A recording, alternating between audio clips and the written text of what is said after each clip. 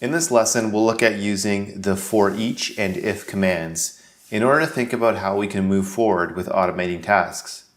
Recall that the whole purpose of VBA is to automate processes. Having you become able to automate the tedious manual spreadsheet tasks is the goal of this course. The lesson we will give you here will provide you with some ideas on how to go about doing that. We've previously looked at the for each command. We'll now look at this in context of using it to automate a large amount of processes at once. Being able to understand that each object is composed of its sub-objects allows you to create code that is able to iterate through each object and exact change depending on its conditions that it currently exists in. For example, being able to iterate over a number of cells and color them differently depends on their current conditions. This is what is occurring in the sample code below. We are checking to see whether or not the cell is colored based on what we're looking for. If it is not, then we color it. It iterates through each cell within the range we have input and will check and then impart the change. Using the for each loop in this method is what you're looking for when you're trying to automate large-scale processes and don't want to have to manually tell each cell what to do. Instead, imparting conditions into your loop will provide it with the decision-making capabilities to make the changes that you want. The reason that combining the for loop with if statements is what gives our code the power to automate processes. The reason behind this is that we can impart the changes with multiple criteria regarding what we want to do, depending on what we're looking at. Let's look at this example.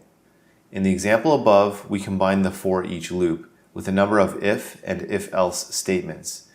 What we are doing here is giving our loop multiple conditions to consider every time it loops through one of the objects in its range of objects to look at. What we are telling it in this case is to check the user form, and depending on what the object it is looking at shows, to check the values. Each object contains a different value, and depending on what we're looking at, we can check whether or not it meets our conditions. If it does not meet our conditions, we skip over it. If it does meet our conditions, we execute it in our code, and we perform our code on it. This is how you'll find yourself using the combination of loops and if statements. This is how you'll find yourself using the combination of loops and if commands. Notice our first if statements.